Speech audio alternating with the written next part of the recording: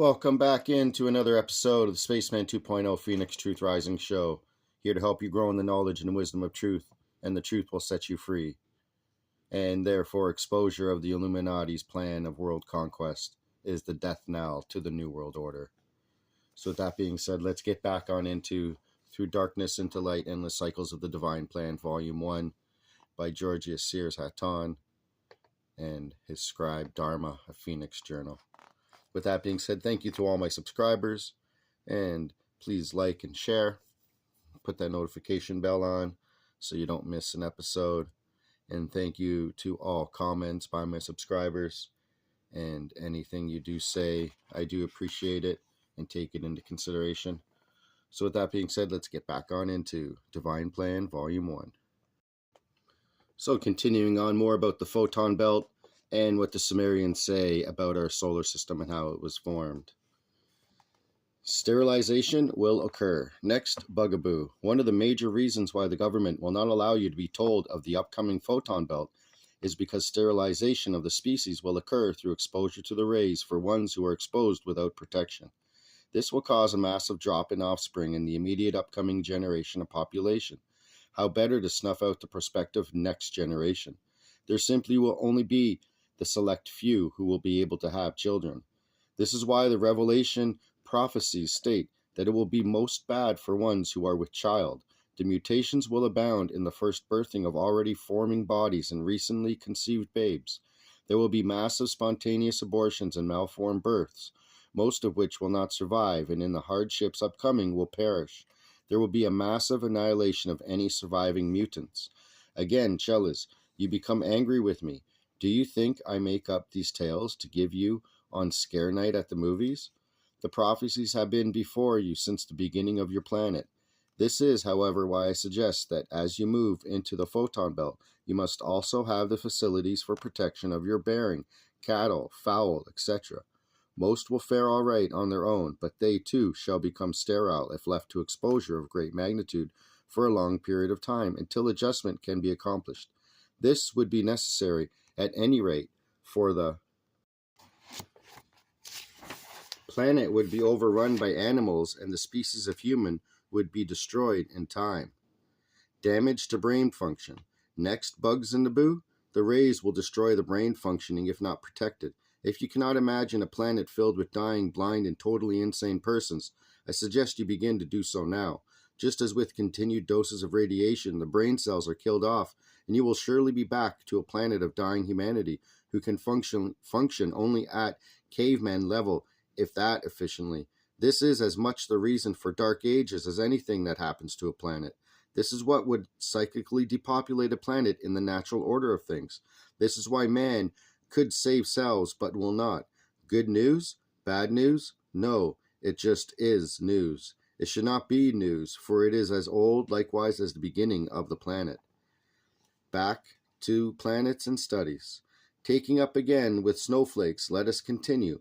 What was originally described as a carousel of bright icy particles was revealed, however, by data to consist of chunks of ice ranging from boulder size to that of big houses.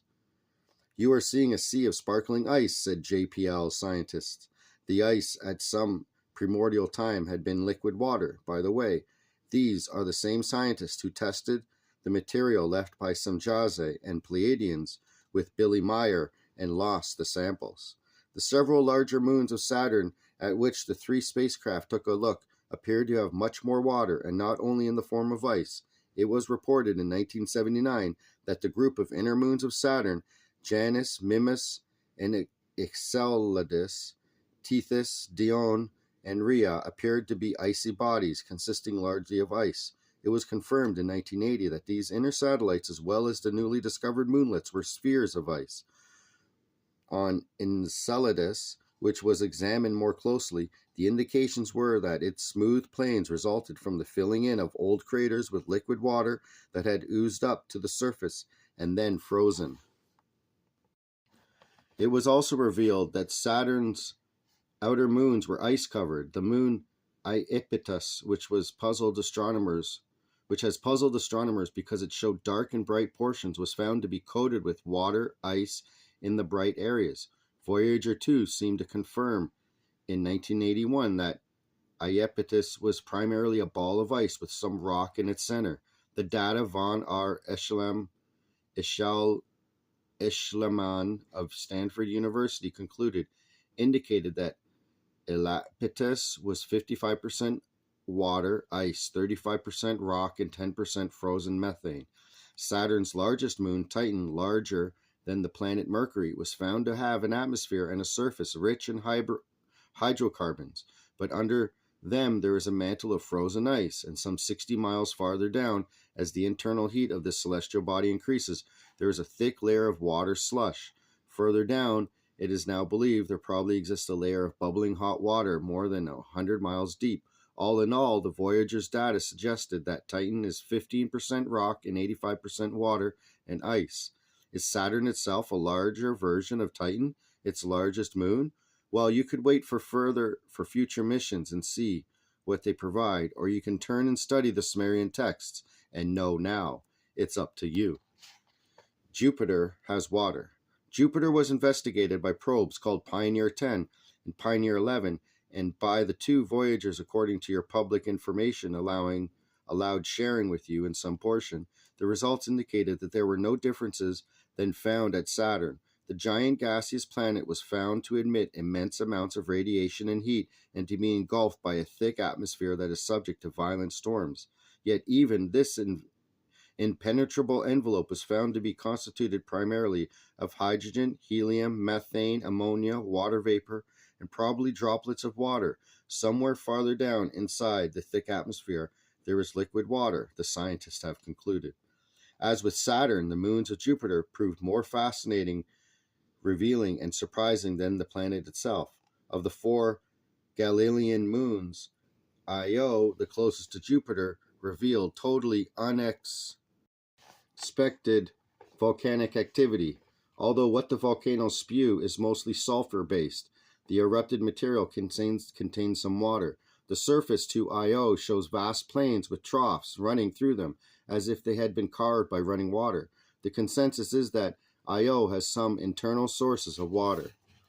Europa, like Io, appears to be a rocky body, but its somewhat lower density suggests that it may contain more internal water than Io. Its surface shows a latticework of vein-like lines that suggest to the NASA teams shallow fissures in a sea of frozen ice.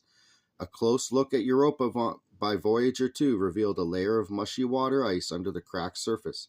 At the December 1984 meeting of the American Geophysical Union in San Francisco, two scientists of NASA's Ames Research Center suggested that under Europa's ice sheet there might exist warmer oasis of liquid water that could sustain living organisms. After a re-examination of Voyager 2 photographs, NASA scientists tentatively concluded that the spacecraft witnessed volcanic eruptions of water and ammonia from the moon's interior. The belief now is that Europa has an ice covering several miles thick, overlaying an ocean of liquid water up to 30 miles deep, kept from freezing by radioactive decay and the friction of tidal forces. Gads. Well, be glad HATONN is presenting this information instead of Soltec, Senior Geophysical Authority, who sits to my right elbow and is about having a hemorrhage. Never mind, Chellas, you have to have the idiot blather and speculation so that you can better appreciate the truth. Ganymede, the largest of Jupiter's moons, appears to be covered with water ice mixed with rock, suggesting it has undergone moonquakes that have cracked its crust of frozen ice. It is thought to be made almost entirely of water ice, with an inner ocean of liquid water near its core. The 4th Galilean moon, Callisto, about the size of the planet Mercury, also has an ice-rich crust. Under it, there are mush and liquid water surrounding a small rocky core. Estimates are that Callisto is more than 50% water. A ring discovered around Jupiter is also made mostly, if not wholly, of ice particles. Modern science seems to have confirmed the ancient assertion to the fullest. There indeed have been waters above the firmament. Other unseen planets. Jupiter is the solar system's largest planet, visible as large as 1,300 Earths. It contains some 90% of the mass of the complete planetary system of the Sun. I suggest that when you come into visibility, you will suddenly discover you are surrounded by unseen planets and stars.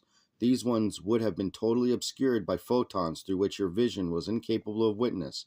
As the entire system speeds up in frequency to accommodate these new X-rays, you will find a whole universe of wondrous new additions. As stated a bit earlier, the Sumerians called Jupiter Kishar, foremost of the firm lands of the planetary bodies.